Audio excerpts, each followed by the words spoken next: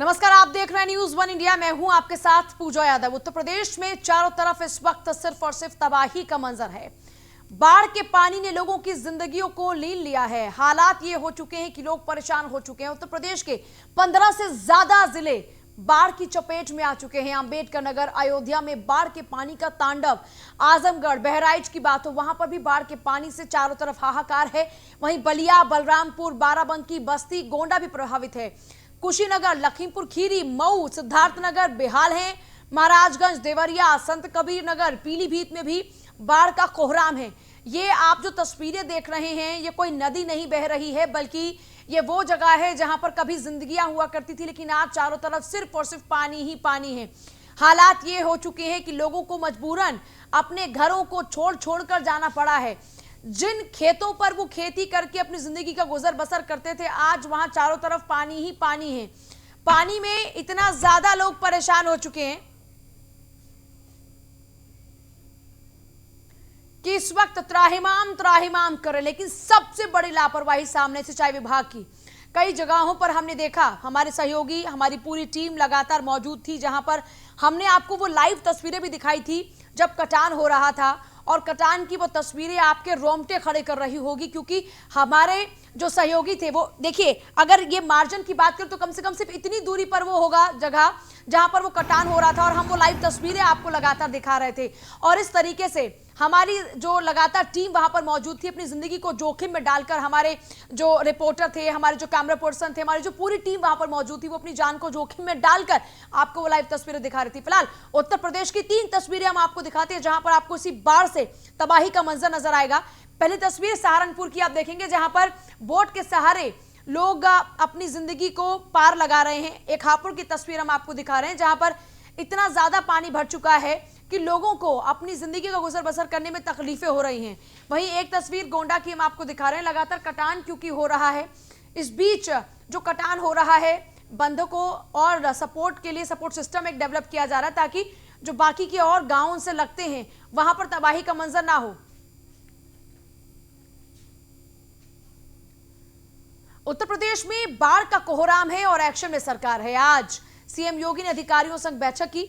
उत्तर प्रदेश में बाढ़ की स्थिति में कुछ सुधार आया है, उत्तर प्रदेश सरकार का यह कहना है। बाढ़ का कोहराम ऐसा है कि आज सीएम योगी को खुद अधिकारियों संग बैठक लेनी पड़ी। शाम के 4 बजे बैठक संपन्न हुई और उत्तर प्रदेश में बाढ़ की स्थिति में कुछ सुधार आया है, यूपी सरकार का भी दावा है। वर्तमान में 19 जनपदों के 582 गांव इस वक्त बाढ़ से प्रभावित हैं। उत्तर प्रदेश में अब तक 300 बाढ़ शरणालयों की स्थापना हो चुकी है।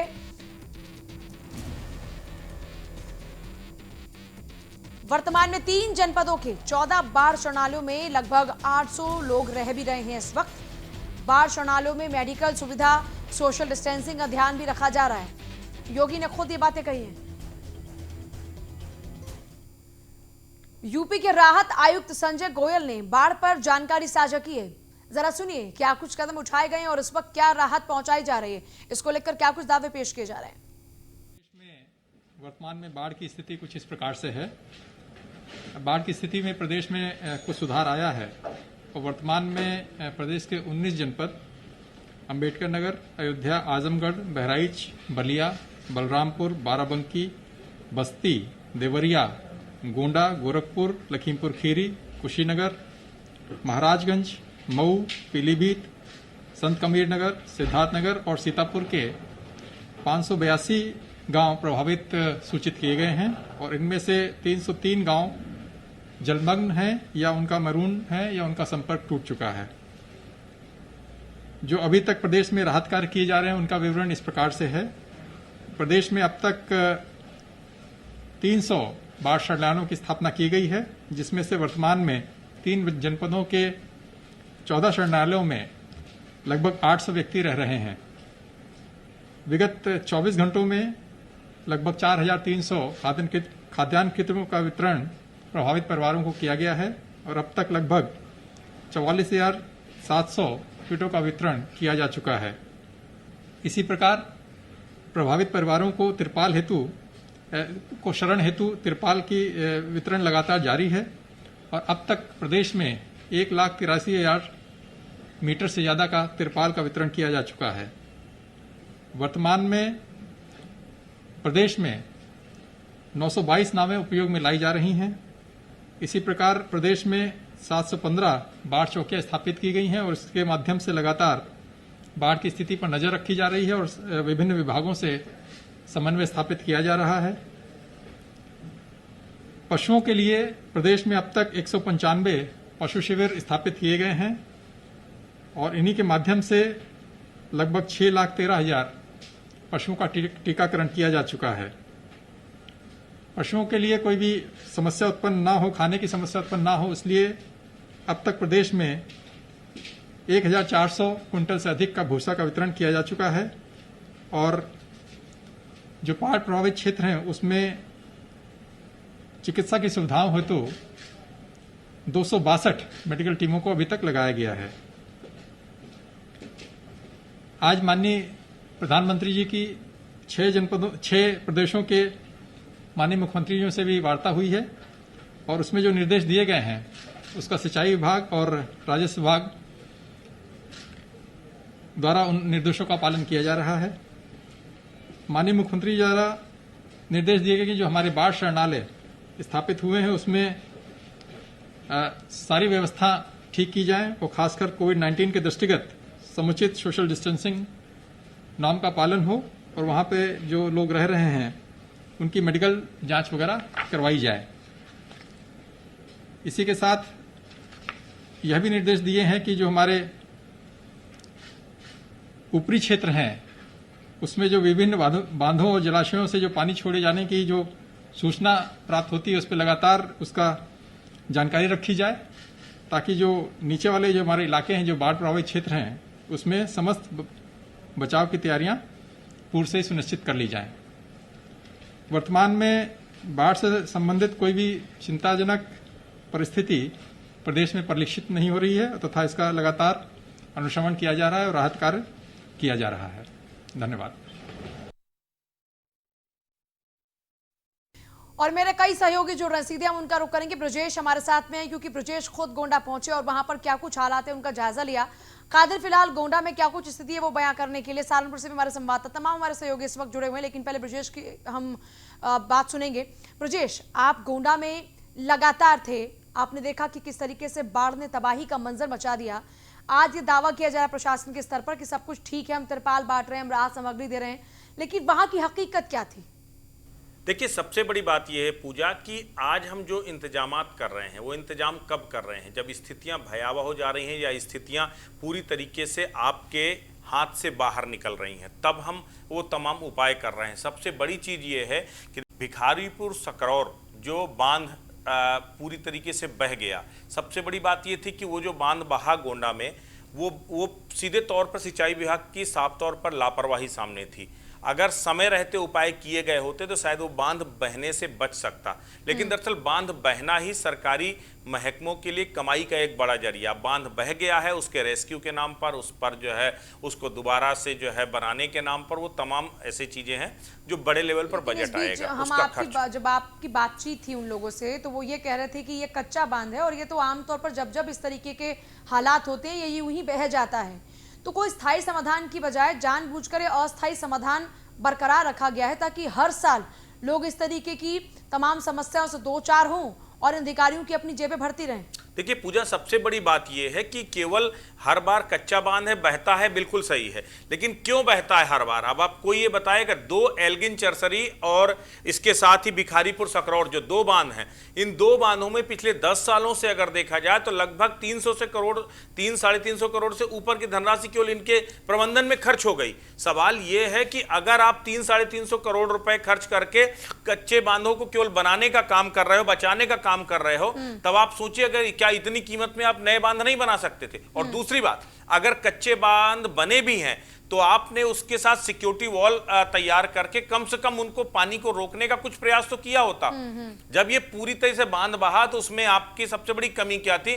3 दिनों तो सिंचाई विभाग का पूरा काम ही वहां पर बंद रहा। वहां काम ही नहीं, कागजों में तो आपके काम दिखाई दे रहे हैं, कागजों में एक्टिविटी दिखाई दे रही है, यानी कि सरकार पूरी तरीके से चुस्त है। सरकार लगातार प्रवोक कर रही है अधिकारियों को, जाइए मौके पर और स्थितियों को काबू में कीजिए, लेकिन अधिकारी लगातार सरकार को ऊपर बैठे हुए अधिकारियों को रिपोर्ट तो भेज रहे हैं कागजों पर कि हम पूरी तरह एक्टिव हैं, लेकिन दरअसल स्थितियां जब भयावह हो जाती हैं तब वो एक्टिवनेस देखने को मिल रही है। तो ये दोनों चीजें हैं कि आखिर वो एक्टिवनेस किस बात की, किस काम की, जब पूरी तरह से तबाही की स्थिति आ जाए। गोंडा के अकेले उस पूरे उसमें 35 मजरे ऐसे हैं जो इस वक्त पूरी तरह से जलमग्न हो चुके हैं।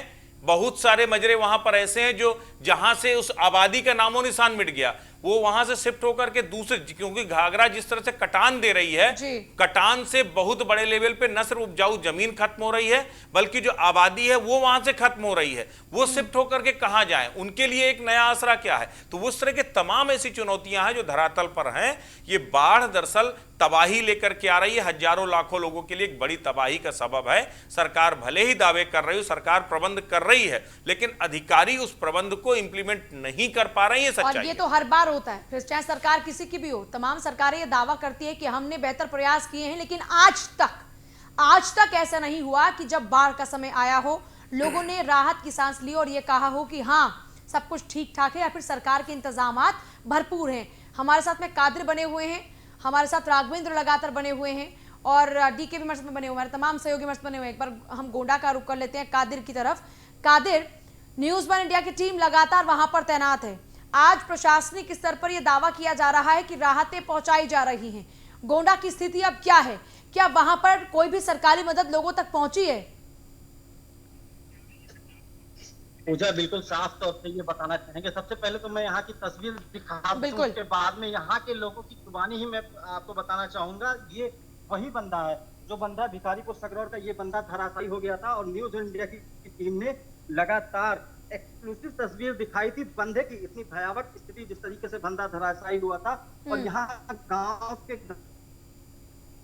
थे, लेकिन सिंचाई विभाग का आना था। लगातार न्यूज इंडिया जो है जगाता रहा, लेकिन सिंचाई विभाग जागने को तैयार नहीं था। इसी बंदे पे, ये जो बंदा यहाँ पे धराशायी हुआ था, इस पे मरम्मत के नाम पे 25 करोड़ रुपए जी, 7 करोड़ रुपए जो है पहले किए गए मरम्मत पे, जबकि मरम्मत के नाम पे बाद में 25 करोड़ रुपए खर्च किए गए। तो बड़ी यहाँ के प्रशासन की बड़ी लापरवाही देखने को मिली और यहाँ के आसपास के गांव लगातार देखने को मिला कि जो लोगों का ये कहना था, आरोप था कि यहाँ के प्रशासन कोई मदद नहीं कर रहा है और न्यूज ऑन इंडिया लगातार यहाँ की तस्वीरें दिखाता रहा और आगाह करता रहा। यहाँ पे कुछ लोग मौजूद हैं, इनसे हम आप बात करेंगे और जानेंगे यहाँ की हकीकत, इन्हीं की जुबानी जानने की कोशिश करेंगे। क्या नाम है आपका? यहाँ पे बंधा कटने के बाद में क्या स्थिति है? स्थिति तो बहुत गंभीर चल रही है। जलस्तर नदी का बढ़ रहा है, खतरा 2 से 3 दिन में पैदा हो सकता है और जो मजरे बचे हुए हैं उसमें भी बाढ़ से वो प्रभावित हो जाएंगे। काम जो चल रहा है उसका कोई अर्थ नहीं निकल रहा है, वो फालतू में पैसा पानी में उसको डाला जा रहा है। पत्थर ला रहे हैं, ऐसे छोड़ रहे हैं और रिंग बांध जो नया बनाया गया है वो मेड़बंदी टाइप में किया गया है। पानी का जलस्तर अगर और तेजी से बढ़ा तो वो भी कट जाएगा, बचेगा नहीं। बंधा कटने के बाद में यहाँ लोगों को कुछ शासन द्वारा कुछ मदद की गई? शासन द्वारा तो कुछ मदद नहीं की गई, बल्कि जो प्रशासन बुलाया गया वो जेई और यहाँ जो अधिकारी आए थे अपनी सुरक्षा के लिए प्रशासन को बुलाए थे, पीएससी लगा दिए कि कोई हमारे मतलब परत नोक झोंक ना हो जाए गांव वाले से, और हम लोगों के लिए कोई मतलब सुविधा ऐसी नहीं दी गई सरकार की तरफ से। जितनी यहाँ पे बंदा ये धराशायी हुआ था, अच्छा कादिर, इनसे ये पूछिए कि अब इनके पास कोई काम धंधा है कि नहीं, और इस वक्त जब इतना चारों तरफ तबाही का मंजर है तो गुजर बसर कैसे कर रहे हैं? जी, आप क्या करते हैं इस समय, कैसे गुजारा होता है? अभी इस समय कैसे गुजारा, किसी प्रकार से हम लोग गुजारा कर रहे हैं। ना तो कोई नौकरी है, ना तो कोई यहाँ देखने आता है कि तुम लोग डूब रहे हो, क्या हो रहा है। ऐसा कोई सुविधा हम लोगों को नहीं मिल रहा है गवर्नमेंट की तरफ से। मंत्री का जब दौरा होता तो यहाँ जिलाधिकारी कहते हैं कि सारी चीजें व्यवस्था की जा रही है, मंत्री भी दावा करते हैं कि सभी को राहत सामग्री बांटी जा रही है। तो क्या अभी तक किसी को राहत सामग्री बांटी गई हो? या मंत्री जी ऊपर से दौरा करते हैं, यहाँ नीचे क्या हो रहा है नीचे उनको दिखाई नहीं दे रहा है। यहाँ सब ठीक ठाक चल रहा है, हेलीकॉप्टर में आए, उड़ के चले गए, 2 राउंड लगा के यहाँ जनता से आके मिले कि क्या आपको तकलीफ है, वो जनता से नहीं पूछ रहे हैं, ऊपर से निकल जा रहे हैं। तो तकलीफ हम लोगों को हो रही है। मंत्री जब यहाँ पे दौरा करते हैं तो यहाँ के अधिकारी कहते हैं कि जितना मीडिया में दिखाया जाता है उतना कुछ नहीं है, यहाँ पे लोग, यहाँ पे स्थिति सारी ठीक है। तो क्या है? ऐसा कुछ नहीं है, स्थिति यहाँ की बहुत खराब चल रही है। मैं तो यही कह रहा हूँ कि माननीय मुख्यमंत्री जी यहाँ आके अगर खुद दौरा कर लेंगे और जनता के बीच में अगर रह के बात करेंगे तो उनको पूरी सच्चाई पता चल जाएगी कि जो 25 करोड़ का ये रिंग बांध बनाया गया था भिखारीपुर, ये अब भिखारीपुर नहीं, अब इसको भ्रष्टाचार बांध के नाम से वो खुद घोषित कर देंगे। जनता के कहने से नहीं, वो देखने के बाद में कि यहाँ क्या लगता है, वो खुद अगर आ जाए एक बार उन्हें खुद मालूम पता चल जाएगा। आपके पास वापस लौटते हैं, एक बार कुशीनगर का भी रुख कर लेते हैं। कुशीनगर में क्या कुछ तस्वीर इस वक्त है डीके? वहां पर प्रशासनिक स्तर पर जो तैयारियों का दावा किया जा रहा है उसकी हकीकत क्या है? जी देखिए, कुशीनगर में एक कल हम बात करें तो जो भी शासन स्तर से दावा किया जा रहा है, मंत्री हो या फिर यहाँ जो प्रशासनिक जिम्मेदार है, वो अब बिल्कुल खोखला साबित हो रहा है। आप स्पष्ट रूप से देख रहे हैं किस तरह से जो है कि कुशीनगर के जो गांव हो या शहर हो, वहां में स्पष्ट रूप से जो है कि खड़े डूबे हुए हैं। यहाँ से लोग पलायन कर रहे हैं, यहाँ के लोग पलायन करके, चाहे व्यापारी हो या ग्रामीण हो, सब लोग पलायन करके दूसरे जगह चले गए हैं, सड़कों के किनारे बसे हुए हैं। और एक तरह से अगर प्रशासनिक जिम्मेदारों की बात करें तो यहाँ जो है कि बिल्कुल खोखला साबित हो रहा है। कुछ भी जो है कि यहाँ के लोगों को, चाहे बाढ़ पीड़ित हो या अन्य लोग हैं, उनको कुछ भी जो है कि हम बाढ़ सुविधा के नाम पे मुहैया नहीं करा रहा है। यहाँ हमारे साथ कुछ लोग मौजूद हैं, हम उनसे भी बात करना चाहेंगे। ये लोग वही हैं जो यहाँ से प्लान करके और दूसरे जगह है और इस तरह से अपना गुजर बसर कर रहे हैं। आपका नाम क्या है? नाम क्या है आपका? कहाँ है आप? क्या हुआ है यहाँ पे जो पानी आपको कहाँ रह रहा है? हम यहाँ से प्लान करके सड़कों पर रहने के लिए बच रहे हैं। क्या सरकार के द्वारा कुछ नहीं कितने गांव हैं डीके? यहाँ के कितने गांव प्रभावित हैं? जी देखिए, अगर हम बात करें कुशीनगर की तो कुशीनगर के लगभग दर्जनों ऐसे गांव हैं जहाँ के लाखों लोग बाढ़ से पीड़ित हैं और वो इस समय सड़कों के किनारे आके या फिर रेलवे स्टेशनों पे अपना गुजर बसर कर रहे हैं। लेकिन उनको बाढ़ राहत के नाम पे अगर बात करें तो कुछ भी मुहैया नहीं है। हमारे साथ एक और यहाँ लोग हैं, उनसे बात करते हैं। क्या यहाँ जो कितने लोग प्रभावित हैं और कहाँ कहाँ हैं? जल फ्लो से सारे लोग प्रभावित हैं। चारों तरफ से जो है सड़कें जो है जलमग्न हो चुकी हैं, आने जाने के लिए दिक्कतें हो रही हैं। लोगों का घर डूबा हुआ है, जैसा आप देख सकते हैं, और लोग मजबूर हैं अपना घर छोड़कर कहीं जाकर बसेरा करने के लिए। सरकार और प्रशासन बिल्कुल रूप से जो है निष्क्रिय इस पर है। उनको जो है आकर यहाँ राहत कार्य करना चाहिए, नाले की सफाई होनी चाहिए, व्यवस्थाएं बननी चाहिए जिससे पानी निकल सके, लोगों का जो दुहर है वो जो है सामान्य कर सके। लेकिन प्रशासन और सरकार बिल्कुल निष्क्रिय है इस मुद्दे पर। मैं उनसे कहूँगा कि भाई जो है इस व्यवस्था को बदल करें। यहाँ के लोग पलायन किए हैं, कितने परिवार ऐसे हैं जो पलायन करके? सैकड़ों परिवार को वर्तमान में यहाँ तक पलायन कर चुके हैं। जो लोग डूबे हुए हैं वो लोग घर छोड़ के जा चुके हैं और इसके साथ साथ पूरे जनपद की स्थिति खराब है और सैकड़ों गाँव के लाखों लोग जो है इससे प्रभावित हैं और सरकार जो है इस पर कहीं किसी प्रकार का कोई हस्तक्षेप नहीं कर रही है। सरकार को आकर और प्रशासन के लोग आकर उनकी समस्याओं को देखें।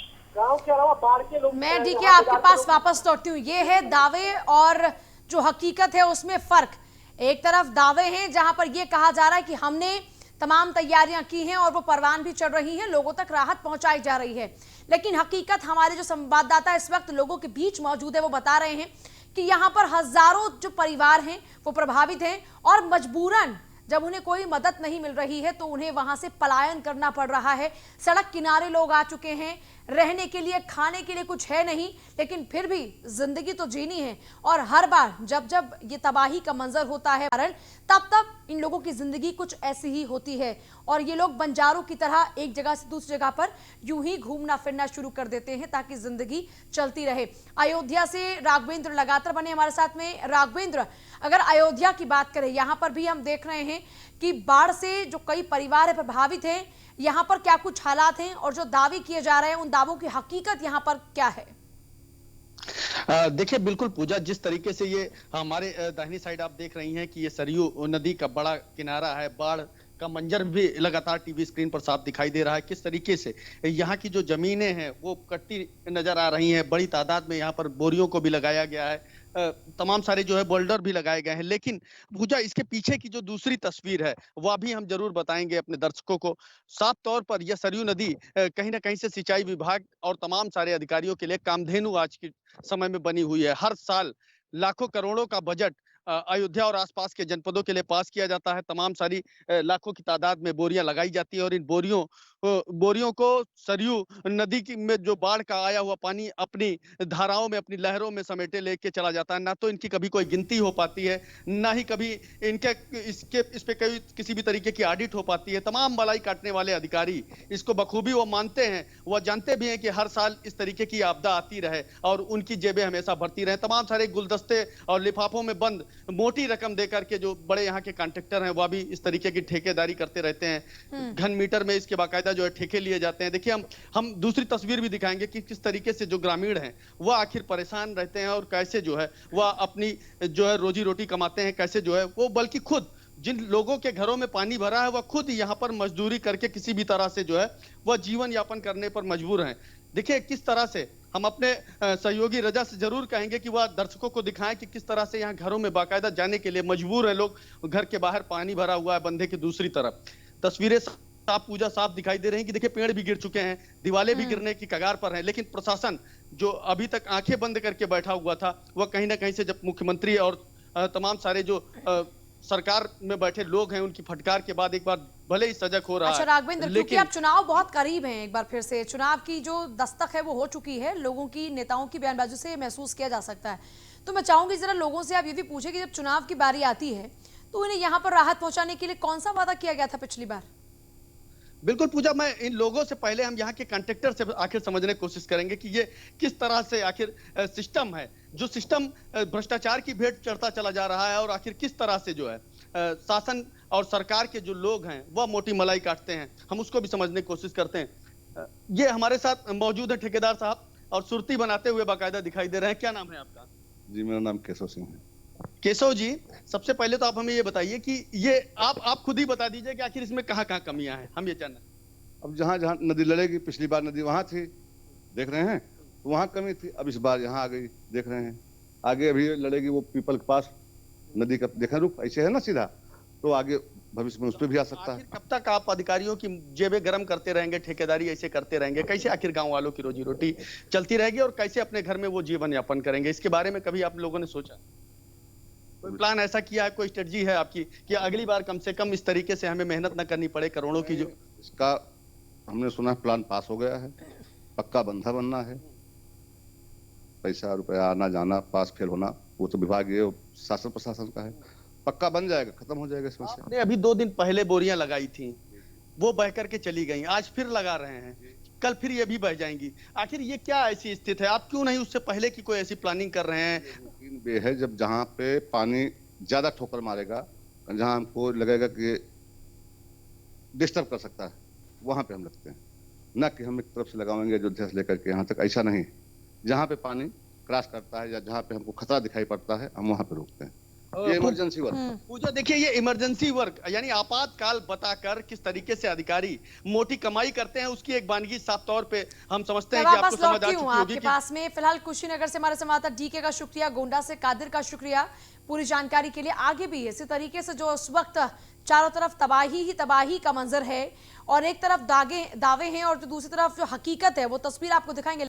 और ब्रजेश हमारे साथ लगातार बने। ब्रजेश, क्योंकि आपने तो उत्तर प्रदेश के कई इलाकों का दौरा किया है, इस बीच कई और भी ऐसे बांध होंगे जो इस वक्त कटान की स्थिति पर हैं और वहां पर भी बहुत बड़ा खतरा मंडरा रहा है, लेकिन क्या उस ओर अभी तक प्रशासन का कोई ध्यान गया? देखिए, सबसे बड़ी बात यह है कि पूजा कि अगर हम पूर्वांचल की बात करें तो इस वक्त पूरा पूर्वांचल बाढ़ की गिरफ्त में है। आप वहां घाघरा की बात करिए, राप्ती की बात करिए, सरयू की बात करिए, शारदा नदी की बात कीजिए, वो तमाम नदियां इस वक्त उफान पर हैं। और सबसे बड़ी बात यह कि नेपाल से आने वाली जो नदियां हैं, नेपाल से आने वाली, अब देखिए बिहार में तबाही कौन मचाता है? कोसी और गंडक जैसी नदियां बिहार में तबाही मचाती हैं। उत्तर प्रदेश की अगर बात करें तो उत्तर प्रदेश में सबसे ज्यादा घाघरा और सरयू इस वक्त उफान पर है। ऊपर से राप्ती और शारदा ने जो है उफान पर आकर के स्थिति और खराब कर दी है। लगातार एरिए बढ़ते जा रहे हैं। अब 15 से 20 डिस्ट्रिक्ट ऐसे हो चुके हैं जहां पर पूरी तरीके से बाढ़ अपने उसको कवर कर चुकी है। 800 से ज्यादा गांव ऐसे हैं जो पूरी तरह से बाढ़ की गिरफ्त में हैं। 200 से ज्यादा गांव ऐसे हैं जिनका संपर्क इस वक्त शहर से और सड़क मार्ग से टूट चुका है, यानी कि वो पूरी तरीके से आइसोलेट हो चुके हैं, वो गांव पूरी तरह से बाढ़ से घिर चुके हैं। तो ये वहां की त्रासदी है। जिस तरीके से भिखारीपुर सकरौर जो गोंडा का बांध था, वो बांध टूटा, बांध टूटने के बाद दर्जनों गांवों में इस समय जो जल प्रलय की स्थिति है। कोटवा सुल्तानपुर रिंग बांध है, ये आपका बलिया में है। आप कोटवा सुल्तानपुर का जिक्र कर रहे हैं और बलिया से हमारे साथ हमारे संवाददाता भी जुड़ गए हैं। वहां पर जो रिंग बांध है वहां की स्थिति क्या कुछ बनी हुई है दीपक?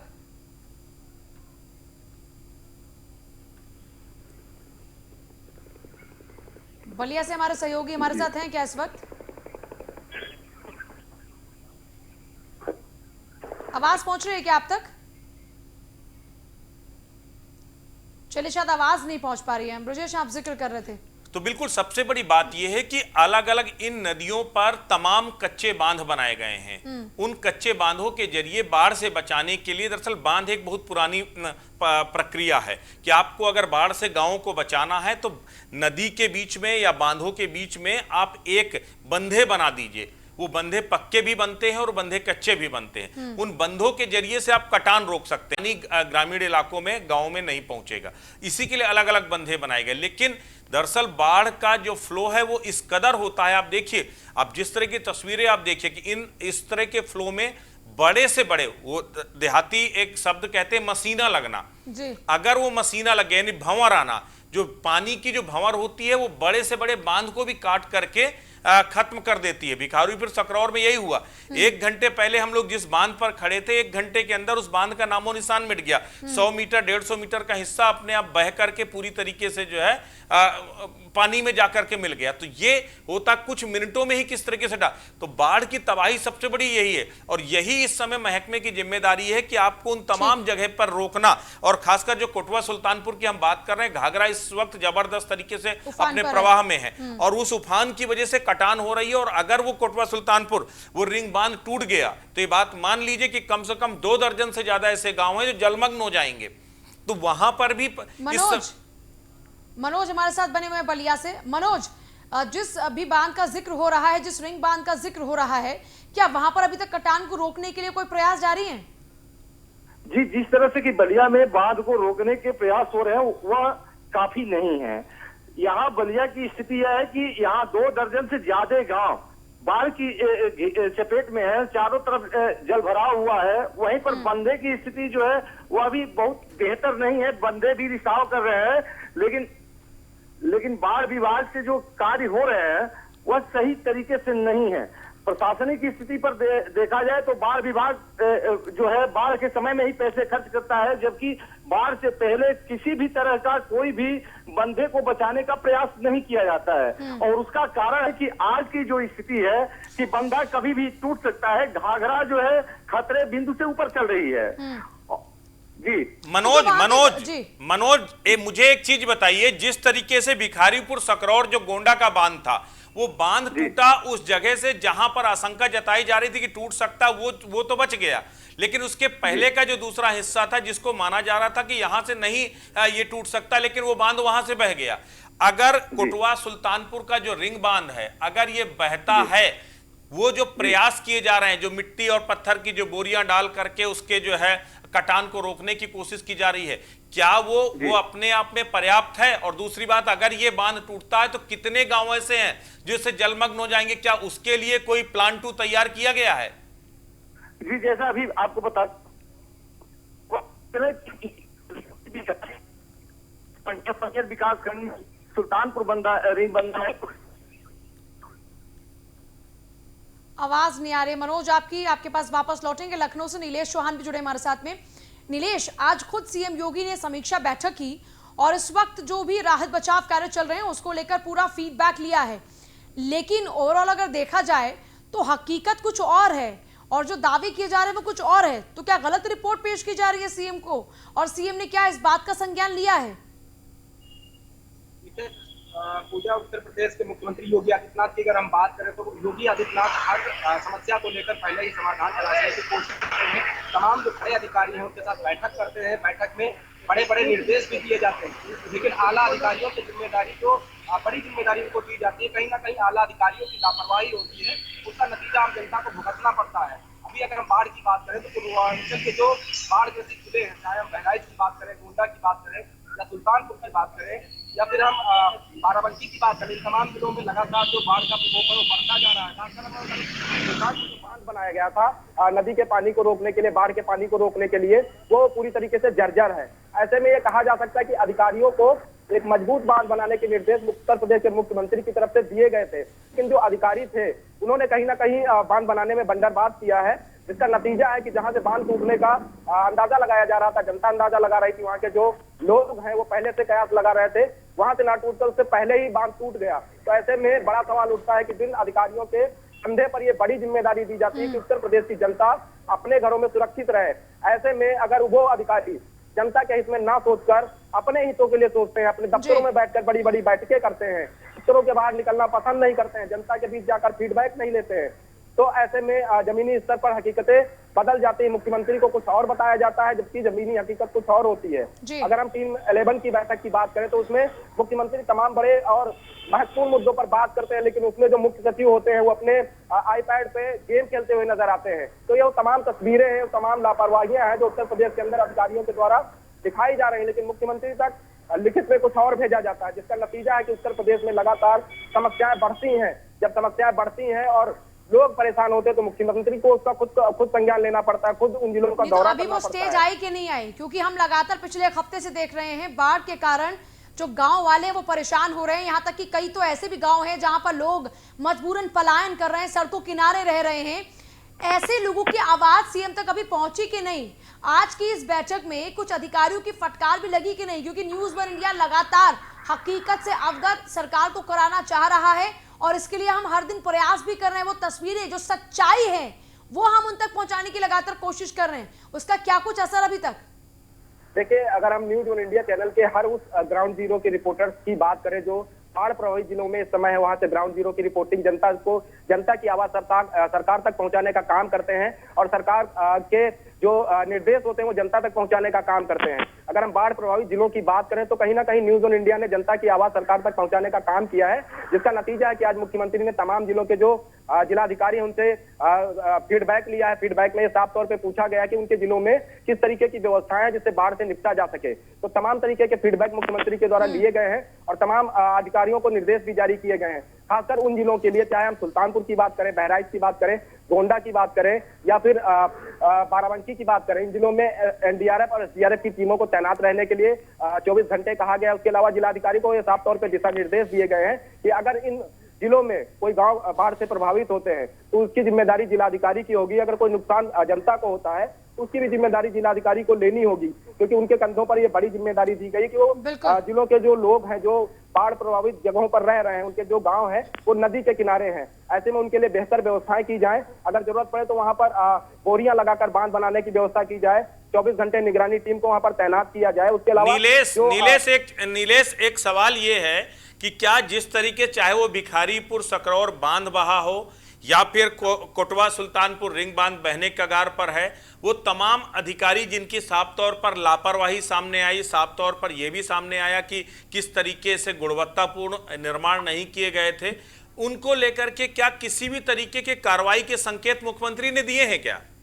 देखिए, बिल्कुल आज की बैठक की अगर हम बात करें तो आज की बैठक में मुख्यमंत्री ने साफ तौर पे कह दिया है कि सरकार की जो योजनाएं हैं जो जनता के हित के लिए चलाई जा रही हैं, चाहे वो बाढ़ से रिलेटेड हो या फिर बाढ़ से बचाव के लेकर जो अभियान चलाए जा रहे हैं उसको लेकर हो, उनमें अगर कोई भी कोताही बरती जाती है अधिकारियों की तरफ से या शासन प्रशासन का कोई भी अधिकारी उसमें लिप्त रहता है या फिर भ्रष्टाचार का कुछ भी उसमें से नजर आता है तो ऐसे अधिकारियों के ऊपर कार्रवाई जरूर की जाएगी। फिलहाल जो सुल्तानपुर बांध की हम बात कर रहे हैं, उस बांध को फिर से जो है मजबूत बनाने के लिए मुख्यमंत्री ने निर्देश दिए हैं ताकि जो वहाँ की जनता है उसको किसी भी प्रकार की कोई समस्या का सामना ना करना पड़े। और जो वहाँ के आसपास के जो गांव हैं, अगर वो बांध पूरी तरीके से टूट जाता है तो करीब 1 दर्जन गांव ऐसे हैं जो उस बाढ़ में समा जाएंगे और वहाँ के लोगों को पलायन करना पड़ेगा, तमाम लोगों की मौतें भी हो सकती हैं। ऐसे में मुख्यमंत्री ने गंभीरता से अधिकारियों को वहाँ पर काम करने के निर्देश दिए हैं और साफ तौर पर यह भी कहा है कि जिन लोगों ने ये बांध बनाया है उनसे बेहतर जानकारी ली जाए कि किस तरीके से बांध तैयार किया गया था, कि बाढ़ अभी आई नहीं तो उससे पहले ही बांध टूटने लगा।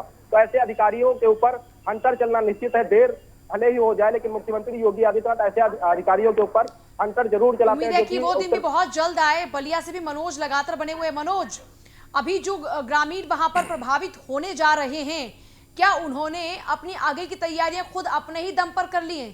क्योंकि प्रशासनिक स्तर पर तो इतनी लापरवाहियां हैं कि लोग अपनी जिंदगी को जोखिम में डालने की बजाय खुद अपने लिए इंतजाम कर रहे हैं।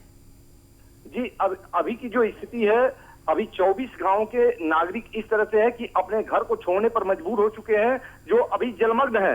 और वहां पर अभी प्रशासनिक दृष्टि से देखा जाए तो कोई ऐसा कार्य नहीं किया गया जो कि उनको राहत पहुंचाया जाए। लेकिन अब जब बंधा टूटने की स्थिति में होगा, टूट जाएगा, उस समय इस 24 गांव के अलावे 12 गांव और प्रभावित हो जाएंगे। लेकिन उनके लिए अब तक जिला प्रशासन बलिया के तरफ से कोई एहतियात नहीं बरती गई है कि उन्हें कहां शिफ्ट किया जाएगा। अगर बात करें पिछले साल साल की, तो दुबे छपरा रिंग बंधा टूट गया। वहां मुख्यमंत्री भी आए हुए थे, उन्होंने कहा कि 15 दिन में किसानों के मुआवजे दिए जाएंगे, लेकिन 1 साल बीत गए, अब तक कोई मुआवजे नहीं दिए गए। तो बलिया के लोग तो अपने हालात पर रोने के लिए मजबूर है, और उसमें कहीं न कहीं कारगर कड़ी जिला प्रशासन है और यहाँ के ठेकेदार जो मिल बांट कर खा जाते हैं बंदे की रकम। जी, आपके पास वापस लौटेंगे। उमेर सिद्दीकी भी जुड़ गए हमारे साथ सिद्धार्थ नगर से। उमेर, सिद्धार्थ नगर के हालात हम वैसे तो देख रहे हैं आपके पीछे, क्योंकि चारों तरफ पानी ही और अभी क्या कुछ हालात है? क्या वहां पर लोगों के लिए कुछ राहतें हैं, या फिर वहां पर भी जैसे बाकी के और जिलों के लोग प्रभावित हैं, गांव प्रभावित हैं, यहाँ भी कुछ वही तस्वीर है? तो सिद्धार्थ नगर में अभी 4 दिन पहले बाढ़ ने विकराल रूप किया। राघवेंद्र के पास चले जाना। तो अभी जो बाढ़ का पानी है ये लगातार घटता ही जा रहा है। मैं एक तो खड़ा हूँ जमुआ नाले पर, जहाँ आप देख सकते हैं अभी 4 दिन पहले यहाँ पर पानी आपके पास वापस लौटते हुए सिद्धार्थ नगर से जो हमारे संवाददाता हैं उमेर, उनकी आवाज ठीक तरीके से नहीं आ रही है। आपके पास वापस पहुंचती हूँ मैं, एक बार राघवेंद्र का रुख कर लेती हूँ। राघवेंद्र, क्योंकि आपके आसपास में काफी सारे लोग थे, शायद वो अपना कोई दर्द या फिर कोई अपनी बात बयां करना चाह रहे थे। बिल्कुल पूजा, देखिए हमारे पास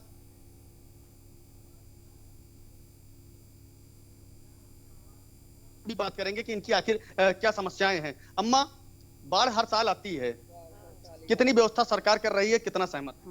कुछ नहीं हुआ भाई, अब ये खावा कमावा जात हम लोग सब पानी में एकदम डूबी है, जान लियो। हाँ, लेकिन सरकारी अधिकारी तो लगातार कहते रहते हैं कि हम बहुत कुछ कर रहे हैं। हाँ, कर वाले तो कर रहा है। अब क्या बोला था, अब सब लाग ना होते तो अब लोग हम लोग कट के बह गए हुए थे।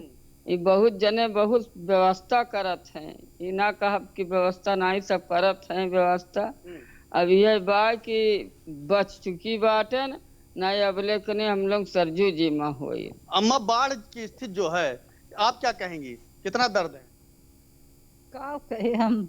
बाढ़ का वह दर्दिया सबका है, मने बही बिलाई जाए कोनो सुविधा करो सब है कि का बोला था बनवाई दियो हमारो सबका ठिकाना। मुख्यमंत्री जी से क्या कहना चाहेंगी, क्या संदेश देंगी? हाँ, यह संदेश दिया जाए कि आग बनवाए, लाइट लगवाए, ये संन्यास दिया है। बाढ़ की वजह से लाइट नहीं आ रही क्या? लाइट यहाँ दे ही नहीं रहे कोई, जिन लोग एप्लीकेशन भी लल्लू संख्या दिए हैं कई बार, आपको आए नहीं, कोई जांचें करने नहीं आए हैं।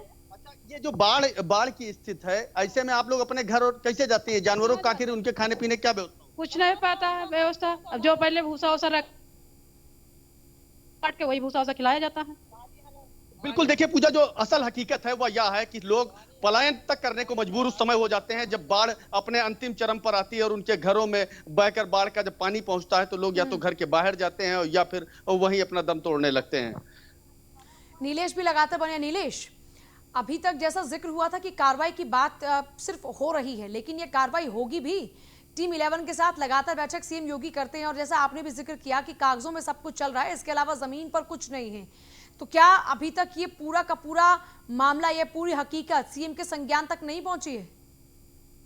बिल्कुल, बात करें हम उत्तर प्रदेश की, तो उत्तर प्रदेश के अंदर तमाम तरीके की समस्याओं से जनता पहले ही परेशान है। एक तो कोरोना जैसी वैश्विक महामारी से जनता परेशान है, दूसरी ओर कोरोना अपना व्यापक रूप फैला रहा है। उसके अलावा अगर हम बात करें, इस समय बरसात का समय चल रहा है और तमाम जिले जो है बाढ़ से प्रभावित हैं। खासकर पूर्वांचल के जो जिले हैं, चाहे हम सुल्तानपुर की बात करें या फिर बहराइच की बात करें, पीलीभीत की बात करें, बाराबंकी की बात करें, तमाम जिलों में लगातार बाढ़ का जो पानी है वो खतरे के निशान से ऊपर बहता जा रहा है। तमाम जो गांव हैं वो भी जलमग्न हो चुके हैं। लोगों को खाने पीने की समस्याएं हो रही हैं। खासकर जो लोग ऐसे हैं जो गांव से जुड़े रहते हैं, खेती किसानी करते हैं, जिनके पास अपने जानवर होते हैं, वही उनका मुख्य धारा होता है कि वही उनका एक मात्र स्रोत होता है जहाँ से वो कमाई करते हैं। ऐसे में उनकी कमाई बंद हो चुकी है और अधिकारी है कि वो अभी भी अपनी कानों में आवाज नहीं जनता की पहुंचा रहे हैं। उनके आंखों में कुछ दिखाई नहीं देता है। दिखाई इसलिए नहीं देता है कि जो जिलों के अधिकारी होते हैं, चाहे वो जिलाधिकारी हो, सीडीओ हो, बीडीओ हो या फिर ग्रामीण स्तर के अधिकारी हो, वो सिर्फ और सिर्फ खाना पूर्ति के लिए बड़ी बड़ी बैठकों के दावे करते हैं। वो बंद कमरों में बैठकें की जाती हैं जिनका नतीजा सिर्फ और सिर्फ शून्य होता है। जनता को कोई उसका फायदा नहीं मिलता है। लेकिन जो मुख्यमंत्री को जो रिपोर्ट कार्ड भेजा जाता है उसमें साफ तौर पर कहा जाता है कि जिले के अंदर सारी व्यवस्थाएं दुरुस्त हैं। ऐसे में मुख्यमंत्री खुद जब उन जिलों का दौरा करते हैं तो उनके सामने जब हकीकत आती है तो 2-4 अधिकारियों के ऊपर कार्रवाई भी होती है और काम कराने के लिए समय सीमा को भी निर्धारित किया जाता है। अब देखने वाली बात यह होगी कि पूर्वांचल के जिलों में जिस तरीके की स्थिति इस समय बनी हुई है, मुख्यमंत्री तमाम तरीके के बड़े बड़े आदेश जारी करते हैं, अधिकारियों को उस पर अमल करने के लिए कहा जाता है और साफ तौर पर यह भी कहा जाता है कि जो अधिकारी मुख्यमंत्री के निर्देशों का पालन नहीं करेगा, जनता के हित में बात नहीं करेगा, जनता की समस्याओं को नहीं सुनेगा, उनके ऊपर कार्रवाई होगी भी। ऐसे तमाम जिलों में ऐसे अधिकारियों के ऊपर कार्रवाई भी हुई, चाहे हम नोएडा की बात करें, लखनऊ की बात करें या फिर बाराबंकी की बात करें, इन तमाम जिलों में ऐसे अधिकारियों के ऊपर कार्रवाई भी हुई है। अब देखने वाली बात यह होगी कि जो बाढ़ से इस समय प्रभावित इलाके हैं, उन इलाकों में जिन अधिकारियों के ऊपर बड़ी जिम्मेदारी दी गई है कि वो जनता को राहत पहुंचाए, राहत सामग्री हर पहुंचाए। साल की तस्वीर है, हर साल यही होता है, हर साल यूं ही हम आप तक की तमाम तस्वीरें पहुंचाते हैं, हर साल लोगों का यही जख्म बार बार कुरेदा जाता है लेकिन नहीं पहुंचती है, तो वो है सिर्फ और सिर्फ राहत, क्योंकि वो राहत तो कागजों तक सीमित है। हमारे साथ उमेर सिद्दीकी फिर जुड़ गए सिद्धार्थनगर से। उमेर, हालात दिखाइएगा सिद्धार्थनगर के। देखिए पूजा, मैं आपको बता दूं, अभी 4 दिन पहले सिद्धार्थनगर में बाढ़ में बहुत विकराल रूप अख्तियार किया था, लेकिन अभी जो है 2-3 दिन पहले की बात की जाए तो बाढ़ का पानी जो है ये लगातार धीरे धीरे घटता ही जा रहा है। इस वक्त मैं मौजूद हूँ सिद्धार्थनगर के जमुआर नाले पर, जहाँ आप देख सकती हैं इस वक्त मैं जहाँ खड़ा हूँ, यहाँ पर एक समय ऐसा था कि पूरा सब यहाँ खड़े नहीं हो सकते थे, पूरा पानी भरा हुआ था, लेकिन इसका जो लेवल है ये लगातार जो है घटता ही जा रहा है। मतलब अभी थोड़ी सी यहाँ पर राहत है। इसके अलावा जब यहाँ पर बिल्कुल उफान पर थी नदी, तब क्या उस दौरान में कोई राहत दी जा रही थी लोगों को?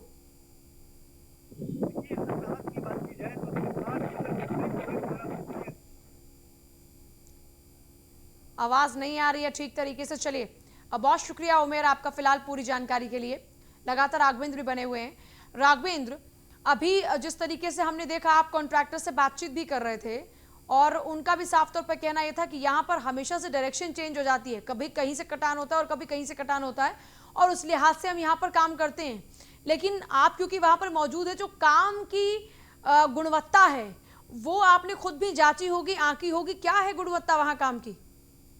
बिल्कुल पूजा, देखिए अब फिर से आपको वह सारी चीजें दिखाएंगे कि जिस तरीके से यहाँ एक बड़ी बंदर बाट होती है अधिकारी और तमाम सारे ठेकेदारों के बीच में, उसकी भी हम आपको जीती जागती पोल दिखाएंगे। क्योंकि जिस तरह से इसको सबसे पहले तो जो टाइम ड्यूरेशन है, अगर हम उसका पहले ख्याल रखें, यानी जो प्रशासनिक अमला है अगर टाइम ड्यूरेशन का पहले ख्याल रखे तो शायद इस बड़ी आपदा से बचा जा सकता। लेकिन जिस तरह से अभी मैं आपको दिखाता हूं कि जिस तरीके से ये देखिए बाकायदा बोरियों से बनाकर जाल डाला गया है। हम थोड़ा सा अपने सहयोगी रजा से इस बात को कहेंगे कि वो दर्शकों को हमें एक बार फिर से दिखाएं। देखिए 2 पालियों में बोरियों को बाकायदा लगाया गया है जिससे किसी भी तरीके का कोई बड़ा कटान ना हो सके। इससे पहले भी तीन लाइनें जो है पहले से ही कट चुकी हैं। यानी ये प्रशासन का पहले से ही अमली जामा पहना हुआ, ये पहले से ही एक स्क्रिप्ट तैयार है कि हम कितने करोड़ का घोटाला बोरियों को आके नदी की धारा में हम और ज्यादा प्रवाहित करने का एक कागजी घोड़े दौड़ाकर इसकी खाना पूर्ति कर देंगे। ये एक पहले से ही इनकी एक बाकायदा एक प्लानिंग कर ली गई है कि हम जब भी कोई अधिकारी आता है तो उसे इस बात को बता दिया जाएगा कि इसमें साहब 2000 बोरी जा चुकी है, 5000 बोरी जा चुकी है, 10,000 बोरी जा चुकी है। इस तरीके का एक बड़ा खेल चलता है। इसके अलावा देखिए हम बोरियों की भी अगर हम बात करें तो यहाँ पर इसका जो टेंडर होता है, टेंडरिंग होती है, वो पत्थर होती है। इसमें जो है पत्थर बाकायदा भरने का एक बड़ा काम होता है। इसमें रेत भरी गई है, मिट्टी, ये जो पीला ईंटा है ये भी बहुत जल्दी ही घुल के नदी के पानी में घुलकर ये बहुत जल्दी ही अपनी क्षमता को कम कर देता है और ये बह जाता है। यही कारण है कि कटान जो है तेज से होता है, और कटान भी होता है तो कुछ इस तरह से होता है। यानी कब ये मिट्टी धस जाए, कब ये कटान हो जाए। आप देखिए किस तरह से तस्वीरें पूजा साफ दिखाई दे रही है टीवी स्क्रीन पर। जो ये आप देख रही है चौड़ी सी दरारें पड़ी हुई है, इस पर कभी भी खड़े होने के बाद ये कभी भी अपनी जगह को छोड़ सकती है के बड़े बहाव बह सकती है। ठीक उसी तरह से जब ये देखिए ये बोरियां बाकायदा भरी गई हैं, इसमें ईंटें ये भरे गए, जबकि इसमें बोल्डर भरने का एक बड़ा काम होना चाहिए। कॉन्ट्रैक्टर भी हमारे साथ लगातार बने हुए हैं, हम आपसे भी फिर से बात करेंगे। इसमें क्या भरने का परमिशन दी जाती है और ठेका आखिर किस आधार पर? इसमें मुंजड़ भरा जाता है और बोरी भरी जाती है सिल्ट। लेकिन भरा क्या है आप देख रहे हैं ना, क्या भरा हुआ? मुंजड़ भाई, ये तो पत्थर का काम होता है। इसमें पत्थर नहीं होता, पत्थर होता है वार कैरेट में, जैसे वो लगा सामने वो लगा है। अच्छा, ये वजन कितना है और इसका क्या एक माप क्या है, मैं आपसे समझ। माप इस कैरेट के अंदर में 26-27 बोरी 28 कैरेट बना हुआ है। ठीक है, वक्त नहीं है। बहुत शुक्रिया आप सभी का इस पूरी जानकारी के लिए, पूरी बातचीत के लिए। देखिए, कुल मिलाकर इंपॉर्टेंट ये है कि फिलहाल जो लोग परेशान हो रहे हैं उन तक राहत पहुंचाई जाए, बात सिर्फ कागजों की ना हो बल्कि हकीकत हो। नमस्कार।